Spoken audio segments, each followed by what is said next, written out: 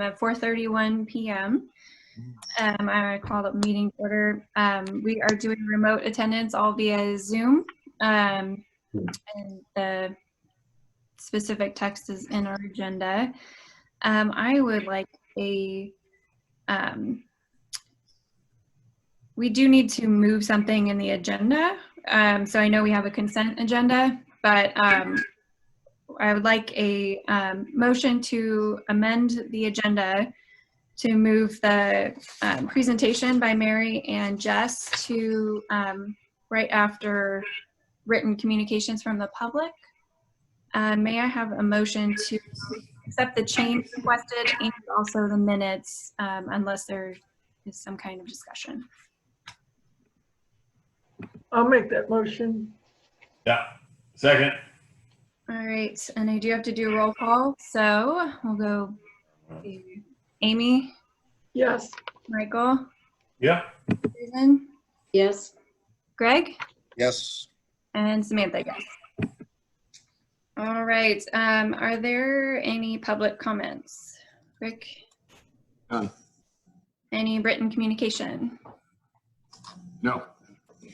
All right, then I will have our special guests start their presentation. I hope you guys are ready. Oh, we're ready. Thank you very much. So not sure where we are on your screen, but my name is Mary Garrison, and I feel like I'm above Jess there. And so we have Jessica Hill here too. And I'm just going to take a few minutes to start this and then really turn it over to Jess. So I don't know, I know some of you, but wanted to give you a little bit of background of who I am and why I'm here today. I'm a professor of social work at Millikan University, starting my 16th year next Tuesday. I'm not ready for it, but I'm gonna be. And I have a strong background in clinical community mental health for over 20 years of my career, and still do a lot of work in that area. I have a private practice and work with a lot of agencies as a consultant. And since my time in Decatur over the last 15 years, I've been really fortunate enough to work with a lot of communities and to see the great need we have. And about a year ago, one of your great colleagues and employees, Alex Frazier, reached out to me. We mutually, well, I know her husband from his job, and then I got to meet Alex. And she floated the idea of coming in and doing some social work. What would that look like? And I said yes. I didn't know what it was going to look like, but Alex and I worked pretty closely, very closely in the beginning. And then Rick, offered great support, and let's just see how this might evolve. So I was spending on a pro bono basis, 4-ish hours a week at the library, trying different times of the day and the evening, seeing what the needs were of people, what that looked like.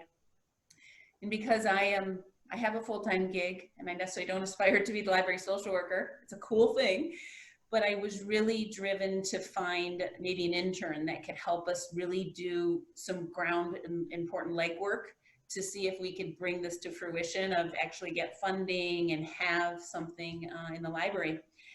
And as luck would have it, I've also taught at U of I for many years, and so I was able to establish a relationship with them. Rick and I did have a field placement at the library. And then Jess ended up being our student, and and then that's where it gets very exciting. So we were really fortunate to be able to enter into this working agreement with U of I, where Jess started in May, and I'll bow out here in a minute, but she and I have been working really closely all summer. I'm her field supervisor, and it's done exactly what I'd hoped it would do. And I'll let Jess share what all she's done. But my ultimate goal is to have at least a part-time library social worker within the library, 20 hours a week. And we know the library budget can't afford that, so it's looking for other funding and exploring funding opportunities.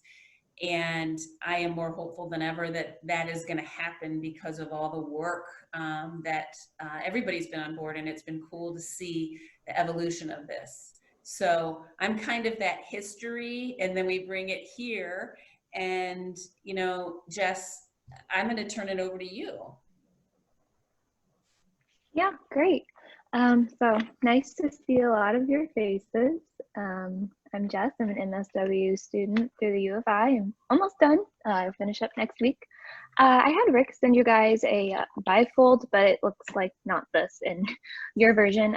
It's just a little overview of the needs assessment we conducted to really prove the need for library social work.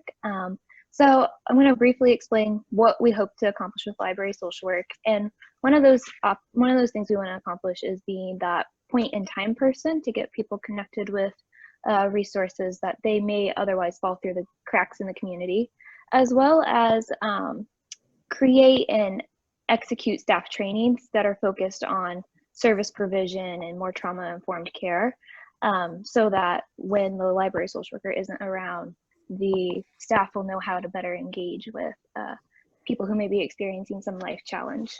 And then I just want to talk briefly about the needs assessment. We had some really good data from that, and that'll really help with our funding avenues. About 21% of our patrons are experiencing homelessness, food insecurity, or unemployment from the survey that we got, and at least 50% of individuals are seeking some type of community resource. And almost all of the staff, 90%, believe that having a social worker on site will be very beneficial to the library in the long run. And I've been so happy to work with the staff. I've already seen the change working with people, doing the walk around. So it's been really great getting to work with them. We now know what our top needs are for our community, and now we know how to better address those needs in the future. And some of the things I've been seeing is engaging with people outside the library. So walking around under like the terrace and stuff has been really transforming. I have a success story to share if you would like to hear it.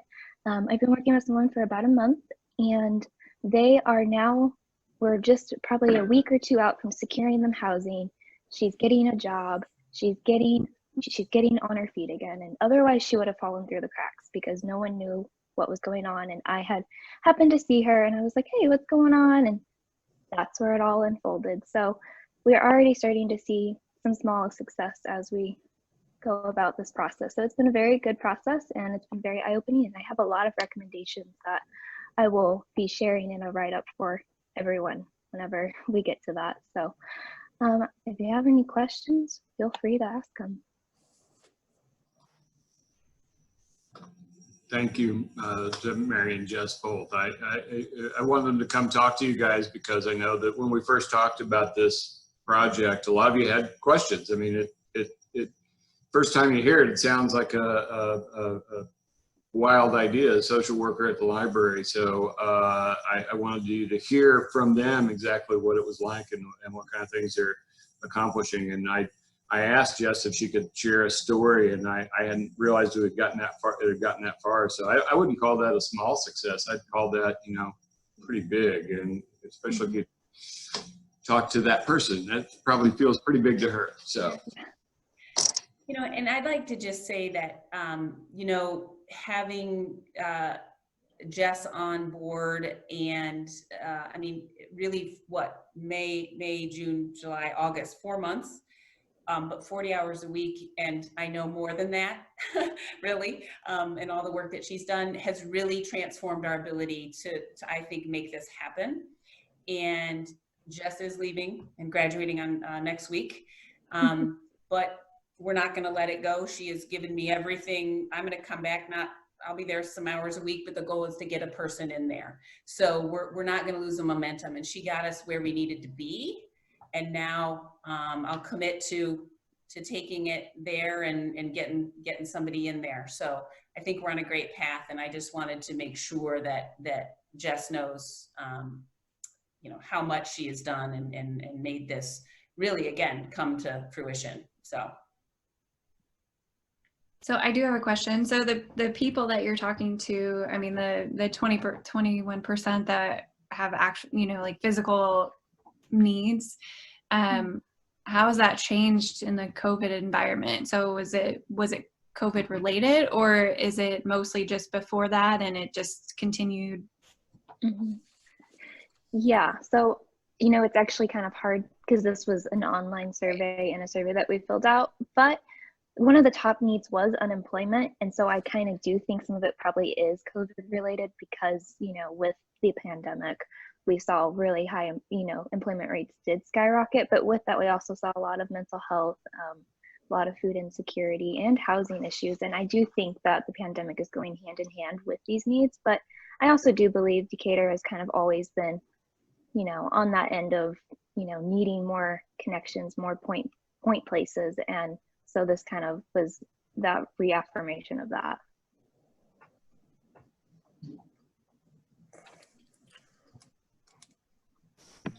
Thank you. I appreciate it. Thank you. Amy, did you have something? Oh, just a comment and a question.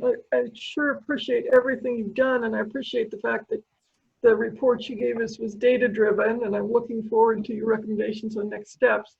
Just out of curiosity, I know this is a population that has may have limited online access. So is this primarily an in-person kind of thing, or is there any virtual component to the way that services are presented? And then I have one more question before I unmute myself. As this program goes forward, I hope that you all will address how we connect with other parts of the community to let other stakeholders involved in this system. So 2 questions. Do you want to take these, Mary, or do you want me to? We can tag team it. Yeah. So so prior to COVID, so Jess has only experienced COVID at the library, right? She couldn't even be on site for the first month or so. The time that I have spent since last summer was in person, and those are those kind of clinical hours that we'd spend directly, you know, being available and saying kind of the social worker is in. I think when Jess was able to then get in the library under the limited restrictions that everybody had, you did the same thing. I think there's opportunity for some navigation, because we may be serving a lot of individuals who maybe don't have access, but there's individuals who do have access. I mean, the library serves a wide range of patrons, and we can help in varied ways. So I think online opportunity, that could definitely be looked at. I think Rick, you were talking earlier today about how increased of your programming for online has been really dramatic, and that was interesting for me to hear. So I definitely think that's something in the back of my mind that we could see to get more access to people, but still making it that those that are in there wanting to. Your next question, I apologize. What was it? Connection with other social service agencies and letting people know that this is something that we're doing. Absolutely. And one of the things that Jess and I just talked about today is that put together this kind of library social work in the community and trying to spread that through listservs to individuals. We actually just did, Rick and Jess did a TV interview today on WAND about it. We're going to do a story tomorrow on CI Living and having a kind of in the newspaper. So really trying to connect and integrate this position to be a part of really integral agencies around the community. We have I have some suggestions of where I think this person should sit on in terms of some of those committees that will engage people. Yeah. And then just the word of mouth as it happens. Yeah. So I hope that answered your questions. Forgive me if I'm asking this question since I'm new to the board. Remind me how this was paid. Is it a grant? It's not paid at all right now. Okay. It's all been pro bono. I've been doing that work, and then Jess is not a paid intern. Okay. That's where we're at, actually. You know, my goal is, with all the work that Jess has done to kind of evaluate grants and do research and do this needs assessment, now allows us to approach, you know, grant opportunities and funders to get paid. We're wanting to get about $20,000 to fund a part-time position that would come into the library but not be paid by the library, the outside funding. I think it's amazing. I think honestly, if you're one person, then it's amazing. You know, we have a great need in our community right now, and I think it also just helps the whole community, every person that you help. Mhm. Thank you. Yeah, thank you. Thanks for allowing us to, you know, Rick has been a tremendous support from day one. Just he sees the need, and I just feel like, I don't know, you just come into the library and you feel at home, and we've been supported in every way. Yeah, So absolutely. I can't thank everyone enough for all they've done. So Thank you guys so much. Does anybody have any other questions? All right, well then we will let you guys go if you can stay if you want, but I am going to let you guys go. Nice Yeah. to see everyone. Thank you so much. bye Thank you, guys. guys. Bye. All right, now we will move on to Rick's report, city librarian report. Sorry for the late submission on that. A couple things I want to brag on, and as I was thinking of, you know, there's some people, there's some staff members that are in some new positions outside of Decatur Public Library, and as I was about to talk about those two, I think, you know, it's easy to take for granted. You know, Robert Edwards is always serving on a committee in Illinois Heartland Library System chair. He's been on the CERT committee forever. He's been on the Bibliographic Standards Committee. He's been on the Share Executive Council. He's always given to our library system, and you know, I don't know that I've ever pointed that out, and that's a huge oversight. Same for Becky Damps. She has worked with every history organization in Decatur. She sits on the it's the Historical and Architectural Sites Commission. Becky, is that the commission? Yeah, though Yeah. I'm supposed to be getting off of that soon. I don't know when though. But you know, they've been doing this kind of stuff for, you know, Becky came in 6 years or 7 years, has taught herself an amazing amount of Decatur history. And today I want to mention a couple of new people. Well, Carol Zeese, who couldn't make it today, she's been on the Bibliographic Standards Committee for a while, but she's now serving on the Share Executive Council, and that's really cool. And Alyssa Henkel will be the new chair of what's the name of the committee? It's the ILA Reporter Advisory Committee. Advisory Committee. So the ILA Reporter is the Illinois Library Association's publication. So that is our journal of record, and she is the new chair of that committee. So and Mary stepped on my other big brag, and that is I may share a screen here if I can. Let's see. So this isn't the one, it is this one. So I want to scroll down. Look, numbers are down, and I think, you know, we all understand why. We were closed for 3 months, you know, but I want to show you something that's kind of amazing. So total programs for the month of July, we did better this year, July of 2020, than we did in July of 2019. But I'm projecting for the year an 87% increase in programming attendance. And in the last 12 months, compared to the previous 12 months, we are showing a 71% increase in program attendance. So Mary kind of alluded to that earlier.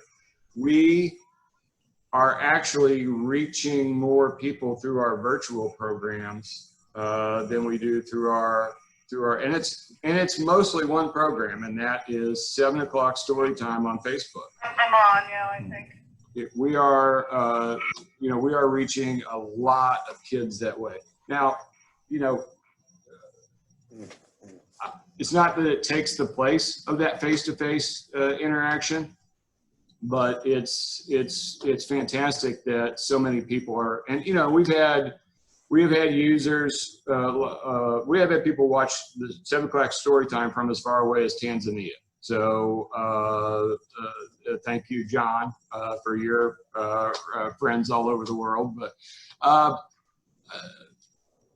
other than that, I think the numbers aren't that bad when you consider we're looking at Saturdays closed. We're in the middle of a pandemic. In February of this year, I mean, it's way down from July of last year, but in February of this year, we loaned, if you add it all up, electronic everything, we loaned out 25,000 materials. In July of this year, we loaned out 20,000 materials. And I think that that's pretty darn good. We're seeing in general, adult materials perform a little better than children's materials right now, but that also kind of stands to reason.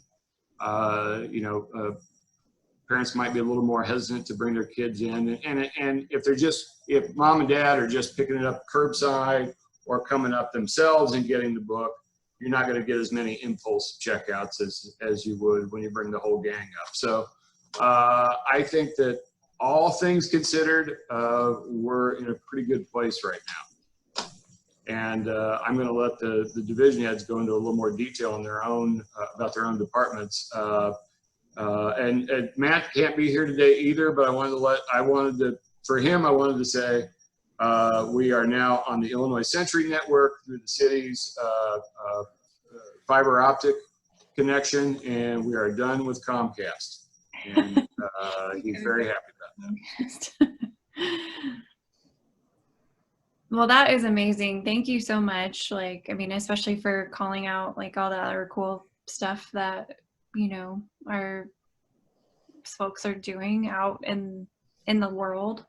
I know I personally have benefited from just like the programs, and I got on one of the Zoom call, like, I don't remember his name, but he did a call on like his traveling. So, but it was fun to just do it from my house, like, Sure. Versus, you know, like coming into the library and, you know, so, I mean, I still come every week. It was atypical, it's called atypical armchair.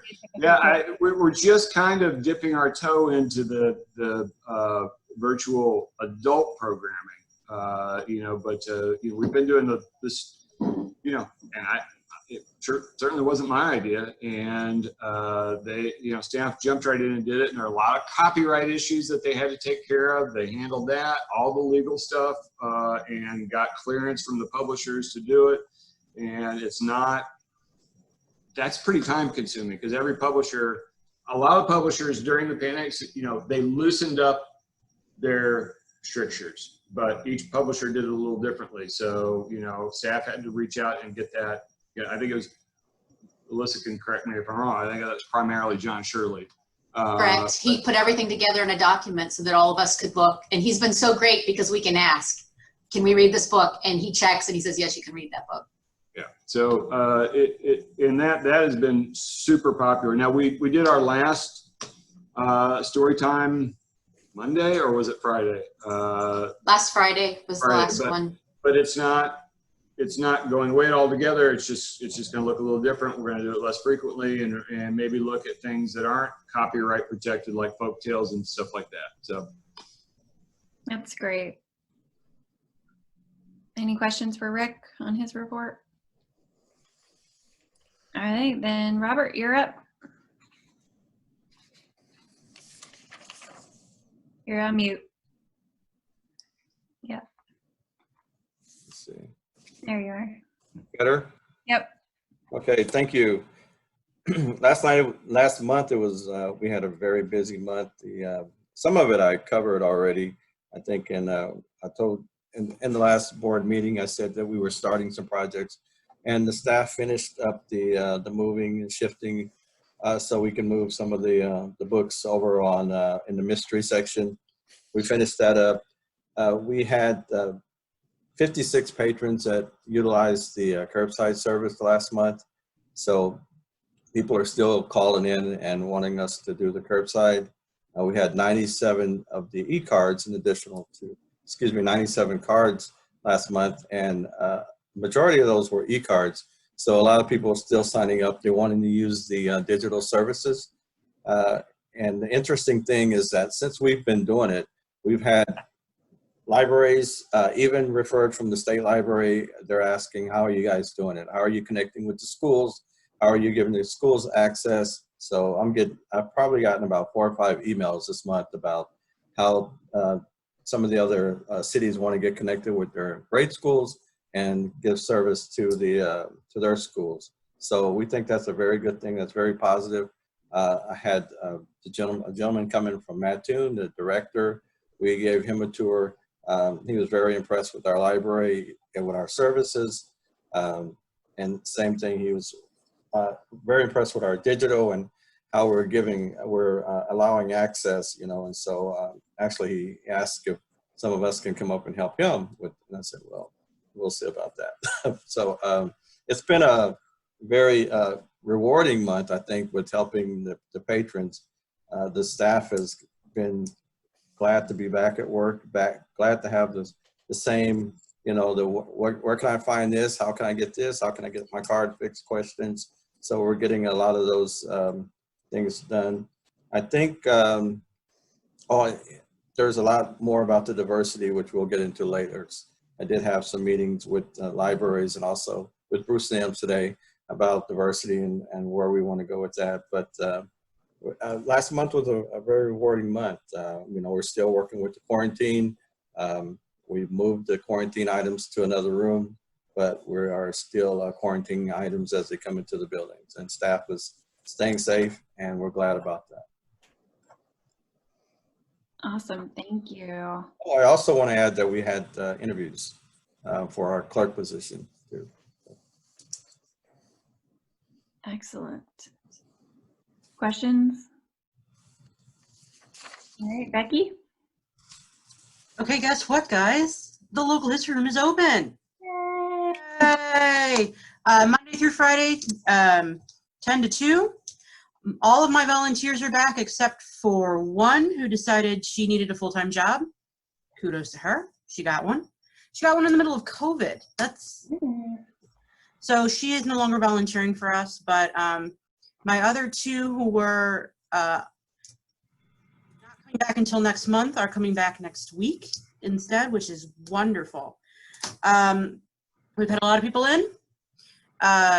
I don't have an actual number for you, but it's roughly around the same amount of people that we were getting before. There are still days where people are not coming in, but we do still get a lot of phone calls, a lot of emails. Hey, I need help with this. Hey, can you send me this? So, you know, we're very busy.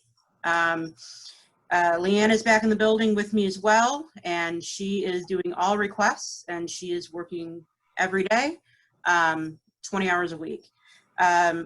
We're pretty much caught up with we're almost caught up with the birth records. We're actually, I think, somewhere in 2009 now, which is great. So the birth records are almost done. Board minutes, we are now up to 2003, which is really awesome if you consider the fact that we've been going since 1875. And I just finished putting my 85th oral history online. There are now 85 of them. I'm working on number 86. And that one does not have a PDF transcription, so it's strictly all audio. So it's a lot harder to go through. You have to sit there and actually go back and go, what did he just say?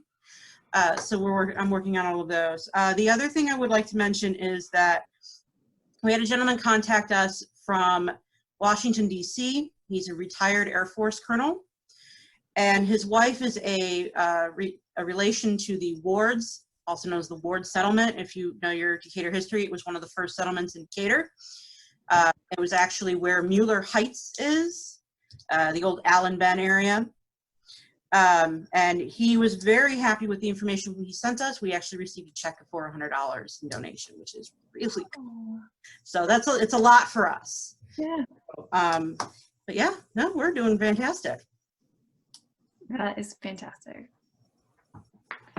All right, questions for Becky? All right, Alyssa, you were up. Thank you. So many things are going on. I'm so grateful that a lot of it's already been covered by Rick and Jess and Mary. So I'm going to highlight something that happened last week. I have spoken to you before about Patron Point. It's our new newsletter marketing program that we've had since probably June. And I wanted to share that once a month I have a meeting with one of our account reps, Gene Shimshuk, and he lets us know how we're doing and he makes recommendations for going forward. And he had a lot of great things to say last Thursday, and I'd like to share them with you now. On July 1st, we launched our first welcome campaign. The idea behind the welcome campaign is that somebody gets a library card at Decatur Public, and based upon the information they've provided us, we start sending them letters on weekly basis, and we welcome them to the library, share some of our resources, ways that they can connect, things that they can do when they visit.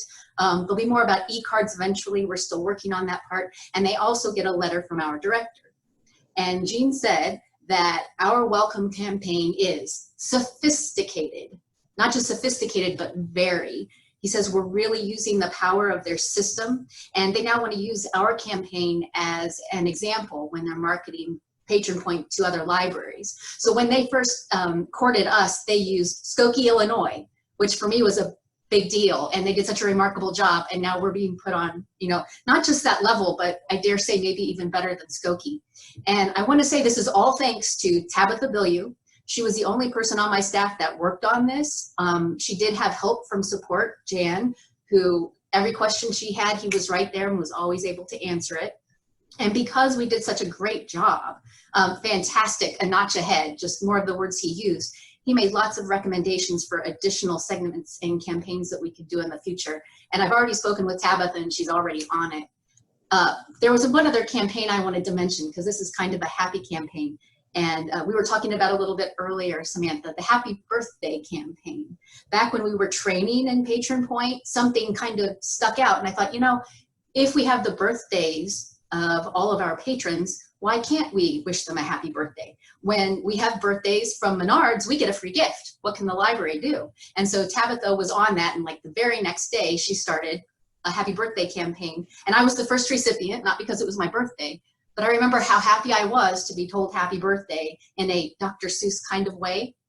But for me now, I get more responses from the happy birthday campaign than from anything else. And the nice thing is that they're all positive.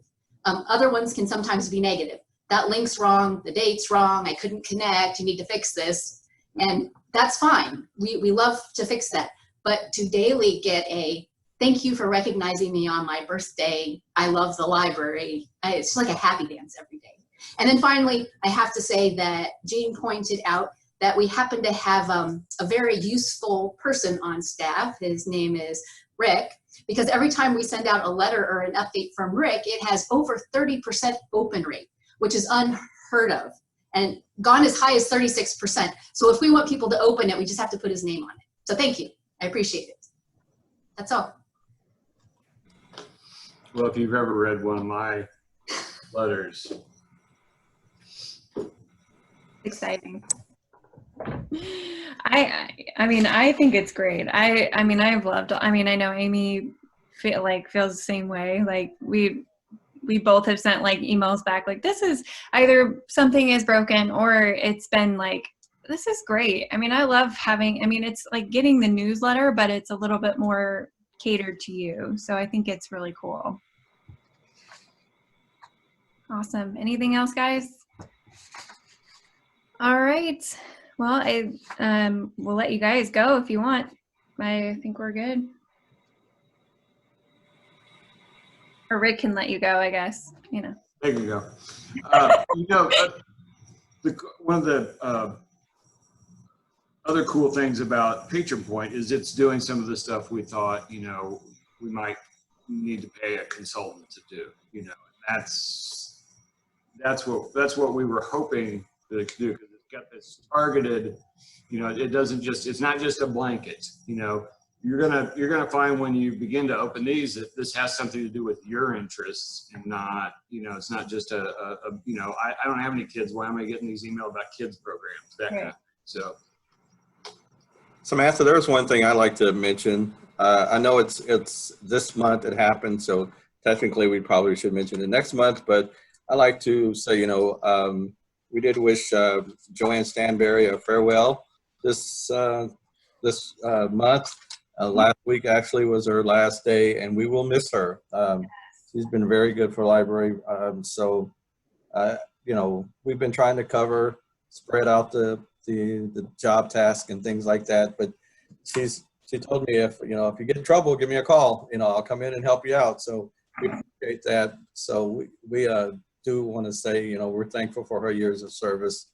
Really glad that she's been, around for all these years. And so we will miss her at the library. I agree. Thanks, Robert. All right, well, we will move on to reports of committees. We did not have a PPPR committee this last month. I don't think there's any other discussion. We will move on to the Finance and Properties Committee. We did have a meeting, don't remember the date exactly, last week, and looked at our usual reports to see. We reviewed the check register and recommended to the board for approval. The staff has been very busy buying materials, so there are lots of checks written to buy those materials. There's also the biggest single expenditure on the thing, I believe, is the $42,000 to the Illinois Heartland Library Association, which is a combination of things. Rick, correct me if I don't have this right, but it's mostly access, it's our dues, but it's also much more importantly access to the shared database that we all work from. And Rick, there's some new things in that you mentioned that we're getting from Heartland. Well, it's the database, it's delivery, it's continuing education. That's the biggest part of it. There are also some modules that we subscribe to that are above and beyond the basic membership that are optional, and we say yes, we want this. Things that help us with classification, so the Dewey Decimal System, things that help us with our receiving. Electronic data, EDS, what does it stand for, Robert? Electronic Data Services. EDI, Electronic Data Interchange. Is that correct? EDI, that's right. And what that does is, I don't pretend to understand how it works, but what it does is it streamlines the invoicing process and getting invoices paid. Yep. It's worth the extra money for us to buy these modules. It's not for every library. Well, and there's definitely a seamless interchange at the consumer side when you look on You froze up. Yeah, where it's coming from or whatever. So it's a I'm sure it's an incredibly complicated system. So the Finance Committee would forward a motion for recommendation of the check register.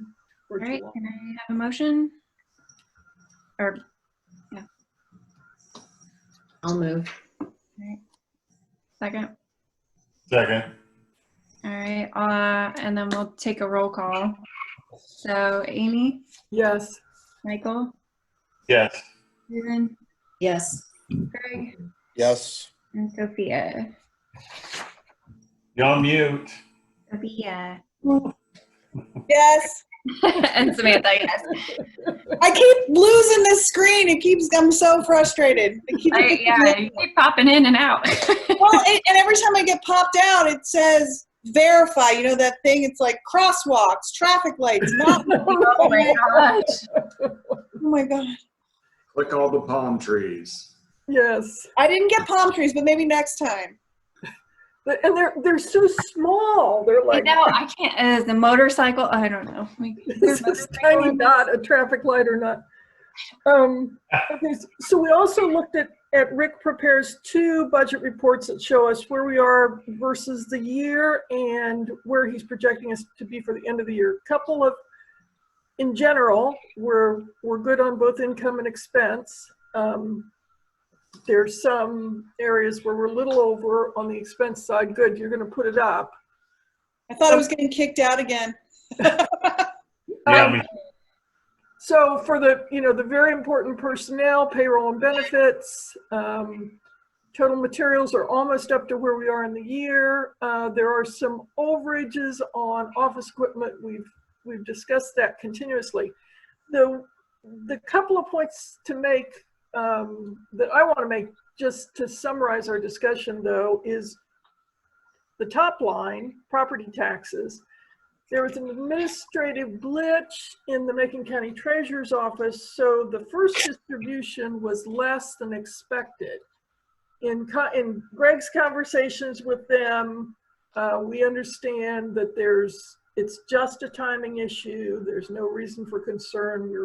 We expect to collect all of the property taxes that we've budgeted, as we do every year. I mean, it's like 0.99 something. But there may be timing differences this year. So there is that. And then when we go to the other report, Rick, and I always forget what it's called, state replacement tax, there is some information currently that is going to be less than we had expected. Do either Rick or Greg want to say anything else about that? You mean the projection based on past, it's one of those revenue lines that comes irregularly and it's lumpy, but it's predictable in its lumpiness, and we know what month it's going to come. And just based on past years, I guess it was our June distribution was low enough that I think it's going to go down, and we're hearing that too. But Greg has probably got his ear closer to that than I do. No, I don't really have anything to add other than you're right about it's almost every other month we get what I'll say is a large distribution, but we received one of those in July and we got another one in August. Don't know why, but PPRT, it's personal property replacement tax. Basically it's the old inventory tax that corporations would pay, the Tate and Lyles of the world, the ADMs, the Firestones when they were here. Basically, it's a personal property inventory tax. That's what it was when it got taken, when it ended, and then the legislature back in the 70s created this personal property replacement tax. But it's also, and this is why it's unreliable, because for many years now, this is the slush fund that the state grabs when they have issues. And so with this COVID thing, what we're concerned about is the state obviously has revenue issues, and we're led to believe that because this is kind of the slush fund that they grab into from time to time when they have issues, that it's our belief that they'll probably do that this year and into next year. But we have no proof of that, and the numbers aren't showing anything on that right now, but it's something we should just be cautious on. Thanks, Greg. And obviously we'll keep that under discussion. And so no actions needed on that. The other thing that we discussed is the budget schedule. So my understanding is that, Rick, we are going to see the first draft of the budget for next year in September, right? Yes. And do we know yet when our numbers go to the city? Like when we have to put a bow on them? And it's going to be it's going to be probably early November, okay. something like that. Okay. So kind of a typical Yeah, schedule. yeah, and as you know, I mean, the library board approves the library's budget. It's part of the city budget. The city council kind of, I don't know, gives a papal blessing to it, but they're not. When the city council is reviewing it, it's more perfunctory than, they're not going to be making any changes to the library's budget. So, our process will give us all a chance to, dig into the numbers and understand Rick's reasoning and do all that fun stuff. So, we'll be working on that next month and in October. So that's all I had on the finance committee, unless somebody else wants to add something. We just talked about the parking lot, the grass in the parking lot, and Greg had talked about, he mentioned it to the city, and so they're working on that right now. We've since had a meeting, Robert and I and Mike Lipka, the building manager, met with a couple of contractors and some folks from the city, and they're going to reseed in mid-September. So yeah, we read Ronnie Deluge and somebody from engineering. I'm sorry that the names escape me right now, but yeah. So they're going to reseed in September, and I think they're going to do a little work on the soil too. Whether they're going to bring in new soil or just try to get some of the rock up, I'm not sure. But there's a lot of rock in that soil.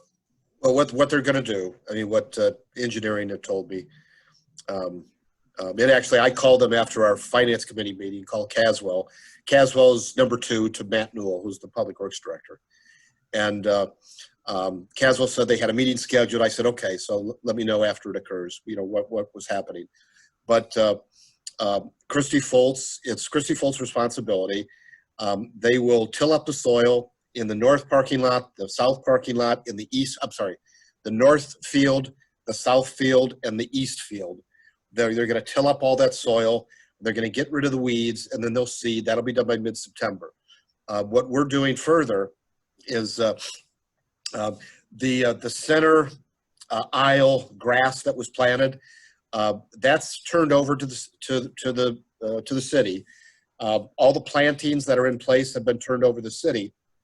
I authorized Pritchett to, he's going to call back an employee that they laid off with COVID. We're going to sign over there, and they're going to do with this. We need to, as we go into fall, we need to make sure we're doing the hydration of the plantings and the water or the seeding once it gets done, so the grass will take and so on. So we're getting things set up on that. So it appears that things are moving in the right direction on this. We'll keep you informed. And Greg, maybe you and I should talk about this later, but I've got a meeting Tuesday with a representative from the Extension Office, U of I Extension Office, to see if Master Gardeners want to take over any of the landscaping duties there. The cost will be materials. And I would say let's kick that to next year. Let's get the grass down. Oh yeah, it wouldn't start till spring. Yeah. Well, yeah, we'll talk about it then. Yep. Okay. Great. All right. So we'll move on. There was no foundation meeting. Rick, what about the Friends meeting? What were the takeaways? It was, relatively brief meeting. I think I told you last month that they decided to cancel the Labor Day book sale. They've canceled Books Between Bites again. I'm still, I was beginning to consider that in September we might start booking some meetings and et cetera, tentatively on site, but then numbers went in the wrong direction. So I'm not going to do anything for September. But we had 4 asks for about $600, and they approved all of those. One of them is water and like Nutri-Grain bars for our social worker, because that's one of the ways she kind of connects with, breaks the ice with some of the folks that are experiencing homelessness around the library. And it's been very useful to her. Another was the program you said you attended, Samantha. So some of this, a few different virtual programmings that we're going to have. And again, that's something that is completely new for us on the adult side. But we had to give it a whirl. I didn't hear how many people attended that one, Samantha. Very many. Yeah. Yeah. But I was super, if the word was out, I don't know, because you can watch it from the comfort of your own home. So, if and I grabbed it from Patron Point, like, or, you know, from the email. So Yeah, and I've got to follow up on that because one of the things as we were negotiating with people who were, you know, there's a lot of folks out there offering to do Zoom programs now. And one of the things that we thought was, let's say, if we're going to pay even half of what they would normally charge, let us record it and at least make it available for a time afterwards. yeah, So I know they did a week, but I don't know how many people watched it after the fact. and I haven't got those numbers either. So My dog was like barking, and I was like on camera, and I was like, oh my God, I gotta go. Be right back.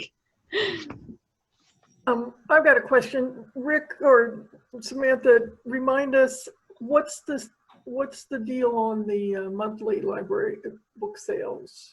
What? I haven't. Yeah, they're still not having them. And so are there any thoughts about like when and if those could be resumed even at a? I'm leaving it up to them, honestly. It's not in the library's footprint, and if they want, I mean, there are guidelines out there about. I mean, it's a retail operation. There are guidelines as to how they could do it. If they want to do that, I would be supportive of it, and I told them that. But we're not open on Saturdays.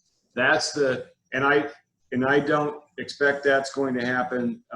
You know, maybe mid-September. We'll see how things go.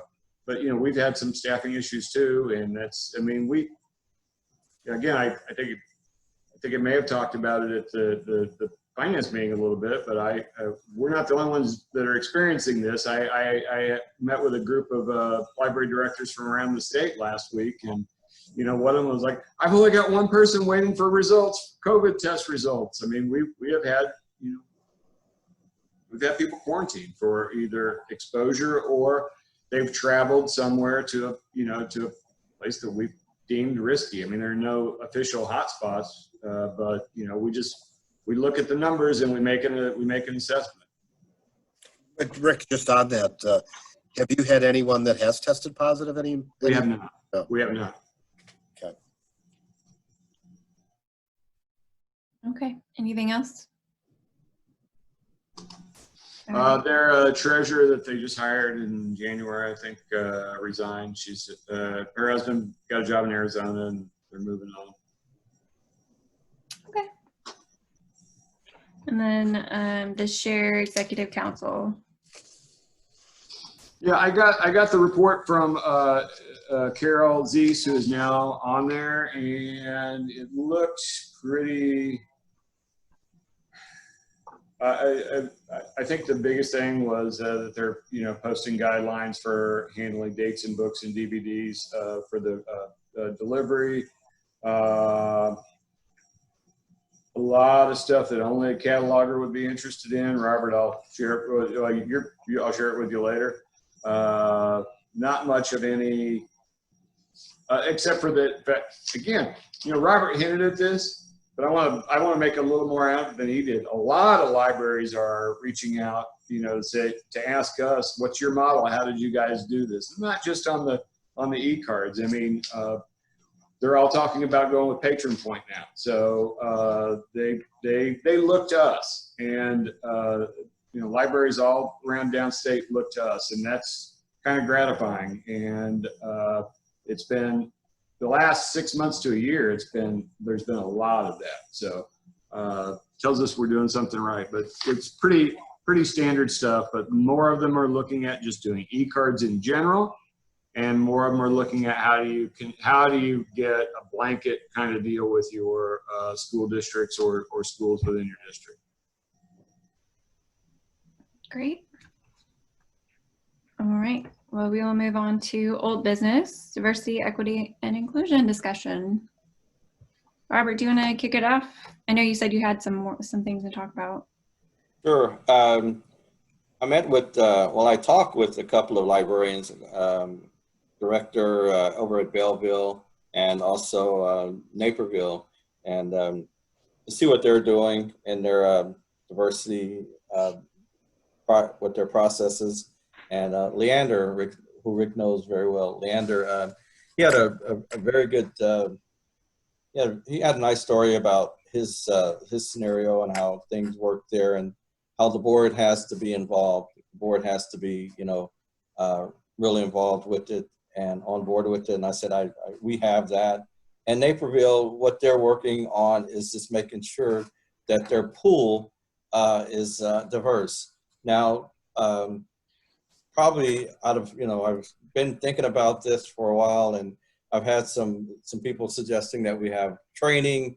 You know, we start off with the training, we start off with bringing someone in, and I've sort of resisted that a little bit. And I'm you know, I'm glad I met with Bruce today, Bruce Nims, for those of you who don't know Bruce.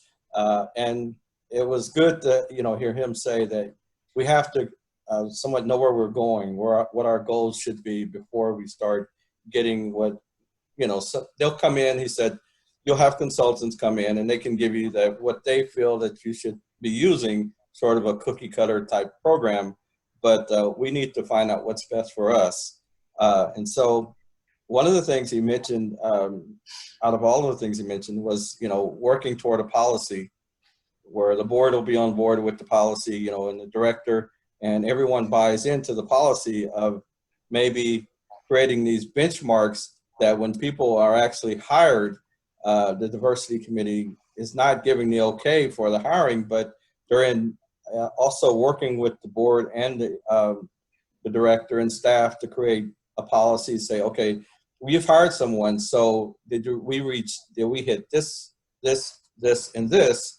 And that way we know what we've done, what we should be doing to ensure that we have a diverse pool of applicants and we're giving a fair share to everyone. So I like that approach. You know, he had a lot of great ideas, you know, and one of the things we both agreed on is, and we've talked about recruitment, and a part of that comes with having this policy and people knowing that you're working toward diversity, and a part of it comes toward, like he said, you know, the actual committee, which is something that we're still working on, is getting the committee together. It should be a diverse committee, but not just diverse in like color or whatever, but also diverse in skills, which is something we hadn't really talked about much, like maybe somebody good with recruitment, somebody good with communication, and someone good with, you know, in communication, meaning marketing and things like that. And because one of the things we talked about was, you know, like, for example, the Decatur Police Department, they've been trying to incorporate diversity into their police department for a long time. But if you look at the Army, the Navy, you know, in the last 10 years, their marketing has just been out of this world. You know, you sit down and look at a commercial and you're like, hey, can I do that? You know, yeah, I'm interested, you know, that looks exciting, but it's because of the marketing. So if we want to be more diverse, you know, those are some of the things that he suggested, you know, that we're gonna probably have to look at as our marketing, how we're gonna be marketing. And also as we're getting this committee together and working toward finding someone to come in and do some training, we need to look at the committee members. So I'll be talking with Rick about that, about the committee members. We have people who are interested, but I agree with him totally that we need to have a diverse committee also looking at diversity. And a lot of the suggestions that I've gotten for committee members, they have not been, you know, that diverse. And I think that's very important also.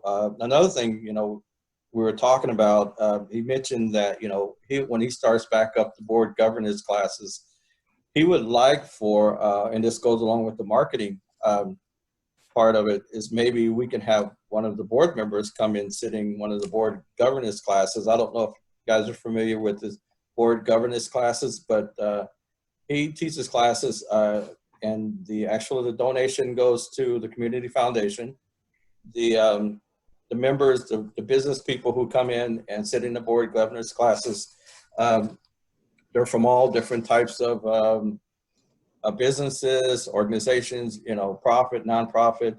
And so for one of our board members to come in and tell about the library and about the library board, he feels like that would give us some exposure to the community about what's going on in the library. So I think it was a very good meeting we had, you know, and he also gave me some ideas about where to go and get some policy so we can start maybe looking at some corporate names, and that we can get policy, and we can start looking at maybe modeling our policy or getting our policy together. And then he said he'd be more than willing to take a look at it, you know, because he's a big library supporter, and maybe have others look at that policy once we get it together. So the steps, you know, basically we're still looking for members, but we want those members to be diverse.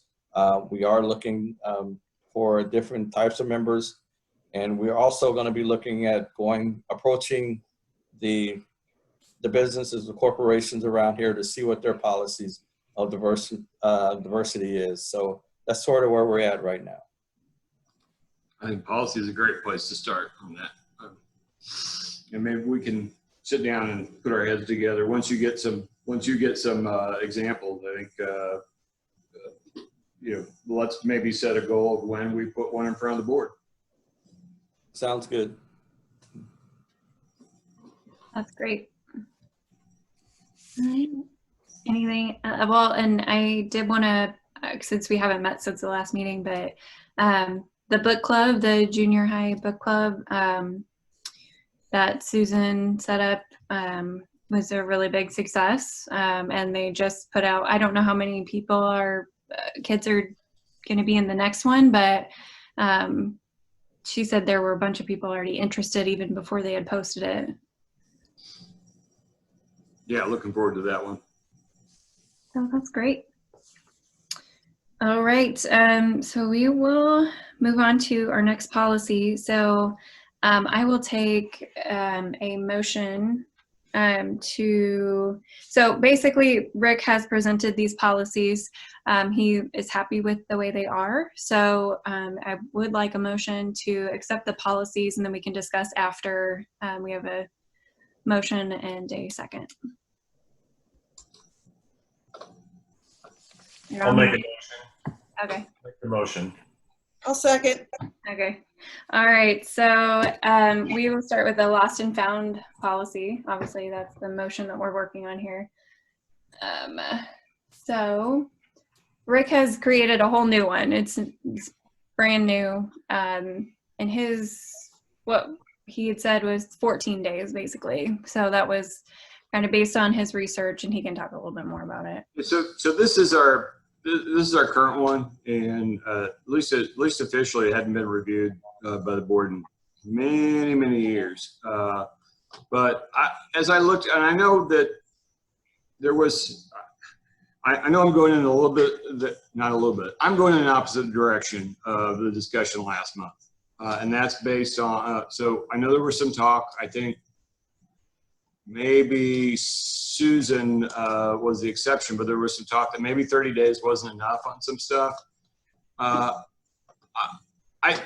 There's just things about this that didn't feel right to me. It seemed really complex. 30 days seemed like a lot to me for most things. And I looked around at a bunch of other policies, and I found 3 or 4 that I really liked a lot, and I took what I liked from them and I kind of mashed them together. This doesn't say if you get this, you're going to keep it this long, and if you get that, you're going to do this. And if you're going to get, it's a lot more applicable to a lot of different things. And it also says something that's not in our policy at all. If you lost something and you come to the library, how do we know it's you? How do we, how do you get it back? I mean, there was nothing in there about that. So this one talks about how we will make a reasonable attempt. If you want to claim your item, you come and describe it and or show us an ID, and there's descriptions about when you might need to show an ID, and that, after 14 days, we either get rid of it, or if there are things that might have identification or with some value, we give them to the police.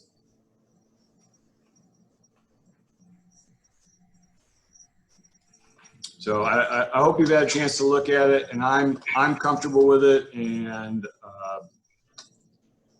I think it handles most. I think it addresses most situations pretty well.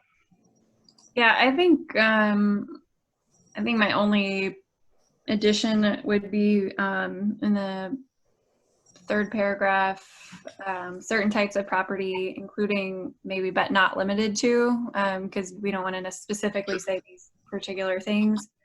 And then the fourth paragraph, just the comma after due to patron privacy, comma. I don't know. It doesn't, Amy? I just wanted to ask a clarifying question. So the 14 days, given that, I presume you're quarantining the staff for a while, and then you've got to try and get in touch with people, and then they've got to get in, given all that, is 14 days enough, a reasonable amount of time? I'll admit that I wasn't thinking it through the COVID lens, but I think that we've made exceptions to a lot of things because of COVID. I didn't want to write this policy based on how we would do it during a pandemic. I would be comfortable, if you guys would be, by having a policy that applies to normal circumstances, and we can make exceptions as needed during the pandemic. I agree. I think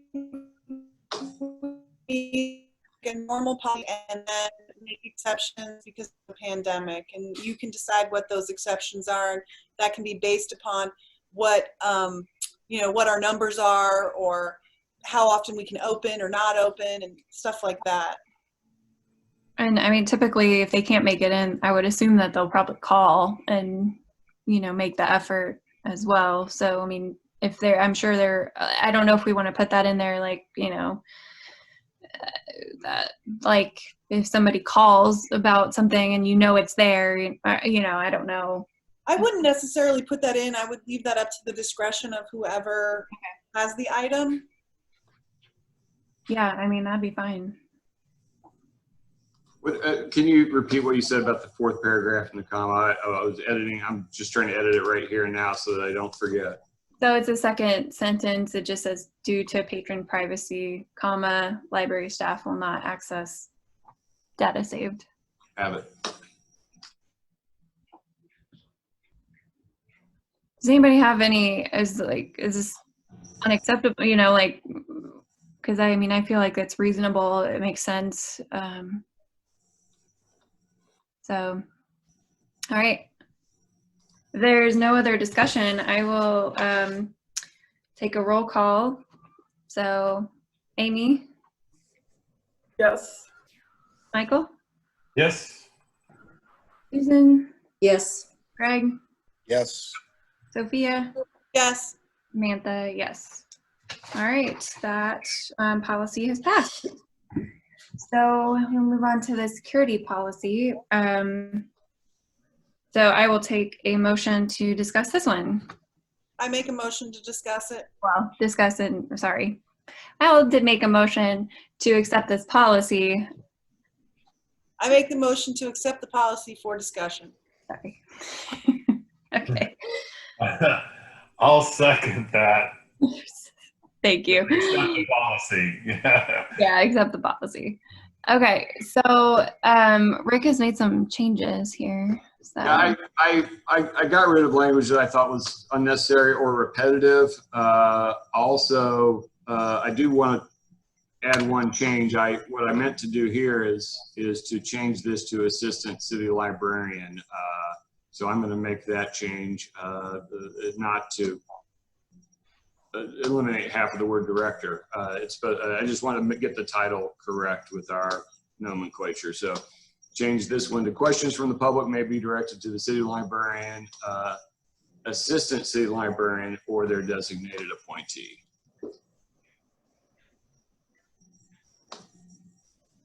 But everything else that I eliminated, I did because it was either, I found it either unnecessary or because it was repetitive. There are a lot of things that we just sort of repeated in slightly different language.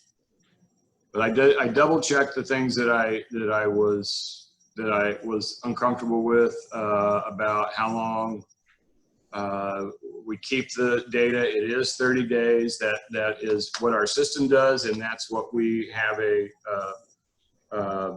that's what our disposal certificate says. So we're good on that. Hey, Rick, just out of curiosity, is the footage You cut is You it cut is out the there. footage is the footage foyable? It is foyable. Yes, it is. Okay.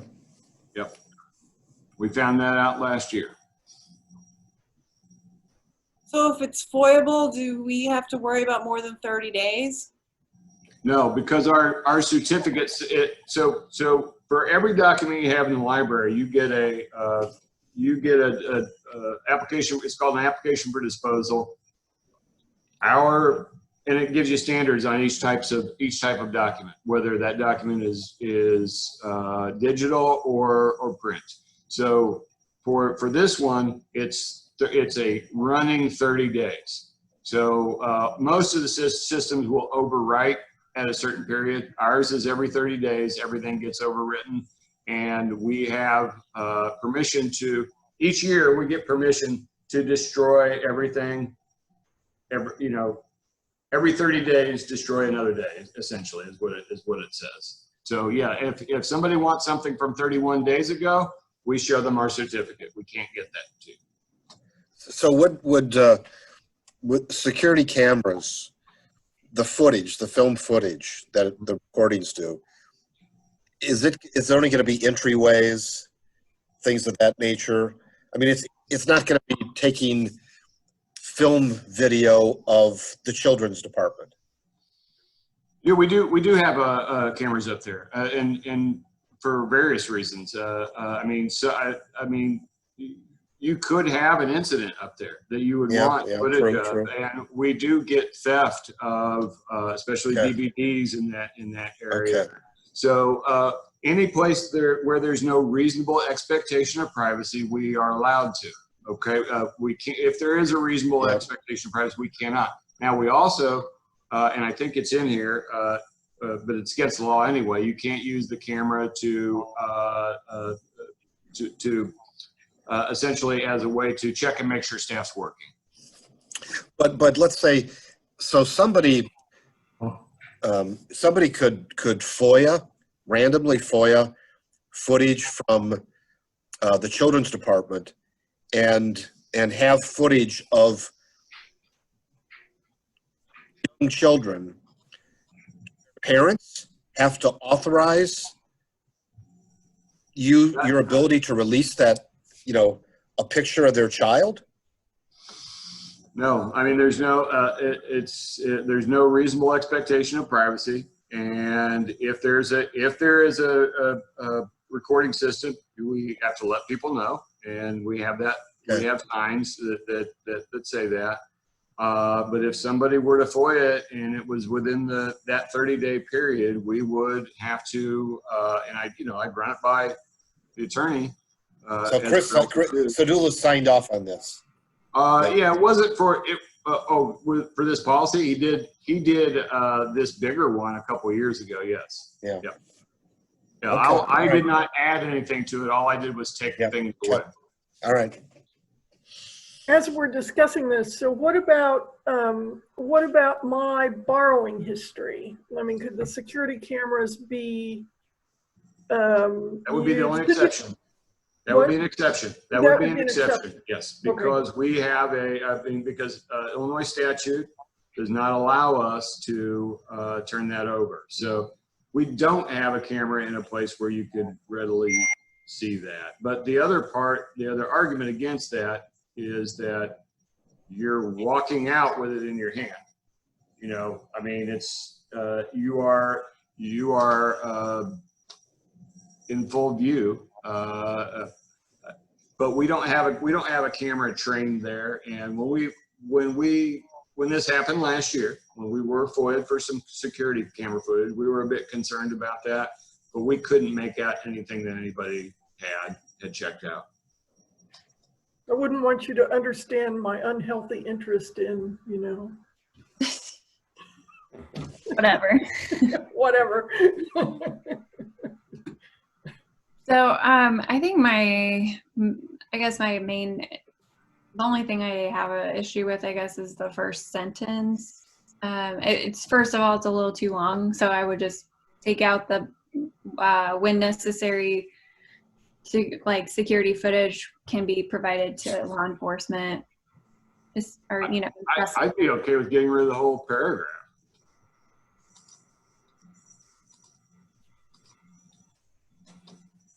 I mean, Or at least starting with the purpose of this policy. I would agree with that, just because, like, I don't know how that. My main issue with the first sentence, I guess, is to assist library staff in preventing the occurrence of any violations. Like, that's like, just because you have security cameras doesn't mean you're going to prevent violations. Susan, you're on mute. I don't know. No, it doesn't. But on the other hand, it's something that it is another tool in your tool belt. If you got to sign up, if you've got to sign up around the DVDs that says "Smile, you're on camera," someone might be a little less likely to attempt. Yeah, and I'm not saying that. I'm just saying, like, I think it's the purpose is it's essentially there so you're saying it's not here to spy on people. You know, it's actually for security. But it is kind of boilerplate, and I'd be okay with you know, maybe just starting with that second sentence. how do we feel about that? I think the second sentence should be first, regardless of whether this first sentence remains in or not. Yeah. It's always best to say what the purpose of something is at the beginning, especially policies. Michael, you're on mute, or I don't know if you had something to say. You're on mute. Right, I agree with that. I like the second sentence. You like the second sentence only, or first? Well, I don't know. I would probably just go with the second sentence. I don't know if you need the first one, right? I agree. think that's right. Yeah, I mean, I think, you know, if you make a statement that we have security cameras, I think probably everyone knows why. So I don't know that we need to actually, you know, explain why we have the security cameras there. I think everyone's pretty much going to realize Right. When I go to Kroger, there's no explanation. I mean, you know, people know that they're there. Yeah. Okay. So, you know, I could go either way. It's fine, but I don't see the point of that first long sentence, but that's fine. Either way. I would agree with that. I agree with that too. Okay. So are there any other changes other than that, you know, major, you know, just removing that sentence? Well, I would like to hear, Rick, do you agree with that, or do you have a preference? I think that I meant to get rid of that first sentence. Honestly, I think that was my intention, and I didn't. I like it with just the sentence that says the purpose of this policy. Okay. Okay, strike that sentence. Yeah. Already have. All right. Okay. So with that change, is there any other discussion? And the language about the assistant city librarian or their designee, which I have also just changed. Yes, your additional change. Okay, then I will take a roll call. Amy? Yes. Michael? Yep. Susan? yes? Greg? Yes. Sophia? Yes. Samantha, yes. Okay, that policy is passed. So we already had our presentation. Personnel update.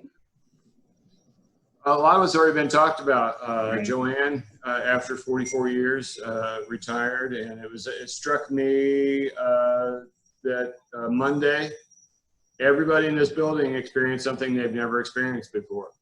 We came to work at a place that Joanne Stanbury didn't work. You know, that's a new thing for every single one of us. And Robert's right. She will definitely be missed, and already has been. And we did hire, and they officially started 2 new halftime library assistants, Christy Nicotin and Sherry. Oh my gosh, I forgot her last name, Sherry. And they're, you know, they're very different, and they're both really good, and they both bring something different to the table, and we're really happy with both those hires. Yeah, Robert interviewed 2 internal candidates for the full-time clerk position that is open, and so somebody's getting a promotion, and so we're always excited about that. And it's, you know, it's interesting. We talked about, I mentor through what we call Directors University, a few new directors in the state, and we talked about that. Sometimes you can, and I'm going to name names here. Sometimes you can promote somebody and they blossom and things get better. I want to talk about Jennifer Pride. She is somebody as a page.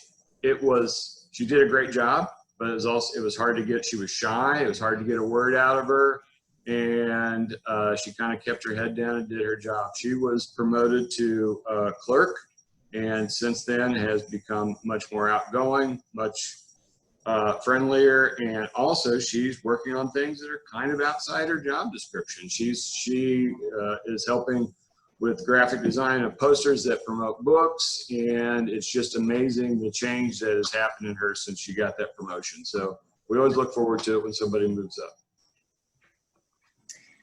Do you have a plan for Joanne's replacement? Right now, we've got Betty Jo is half the day, and the other half day we have a temp named Shelby who is doing a terrific job. And Robert and I are meeting tomorrow to kind of discuss the direction we want to go.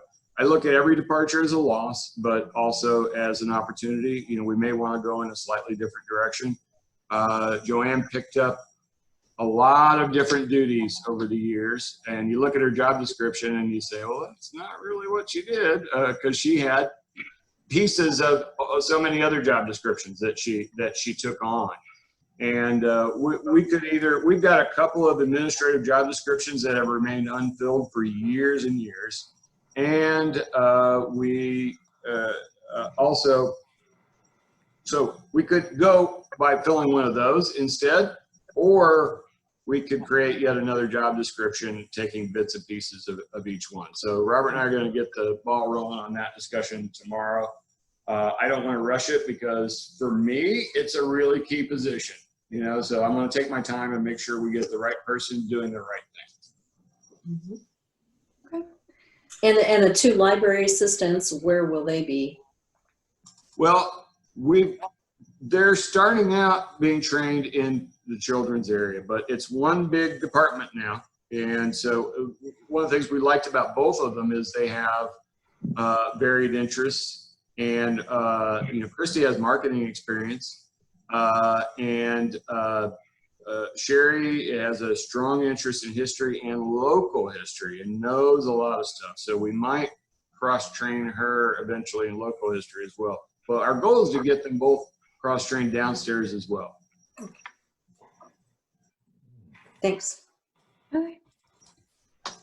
So board openings, there's really no report. We met with somebody, but we're not sure, you know. Yeah, I just need to get in touch with Carl and see if he's filled out the application. And I haven't heard anything from Mayor. And I talked to her, I don't know, about a month ago, if that, about this person that you and I interviewed, Samantha, and she seemed open to that, and I'm not sure where it stands. I followed up with her not too long ago. All right, so we'll move on to the per capita grant requirements discussion. Rick? Yeah, so I put in your packet, and I've got hard copies at the reference desk if anybody wants one. The 20 years in the making. The new standards for Illinois Public Libraries, which was quite a fight in the Illinois Library Association, because libraries that have unlimited resources thought that they should have these incredibly high standards that rural libraries and even libraries of budgets of $4 million would have had extreme difficulty meeting.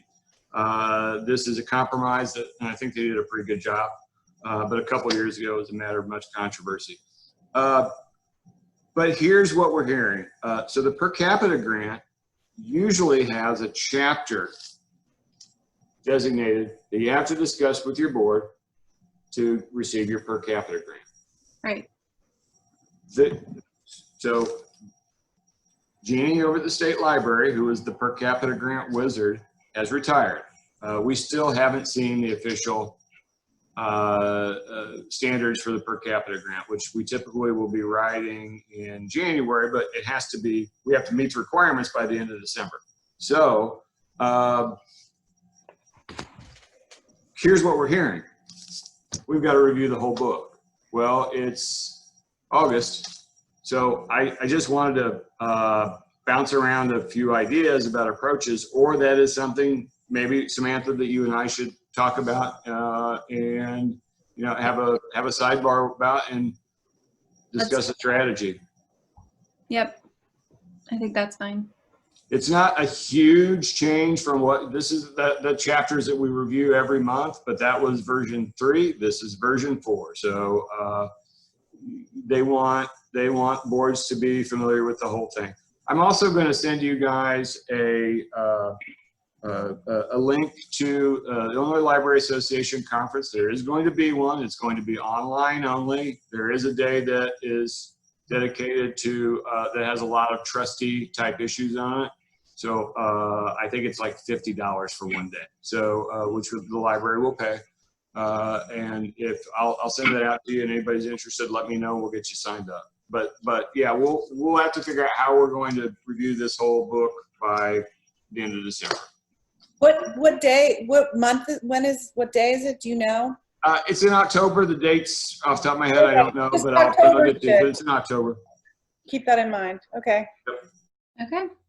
Anything else? Nope. And we'll take a motion to adjourn. Nope. All right, Michael, and then second.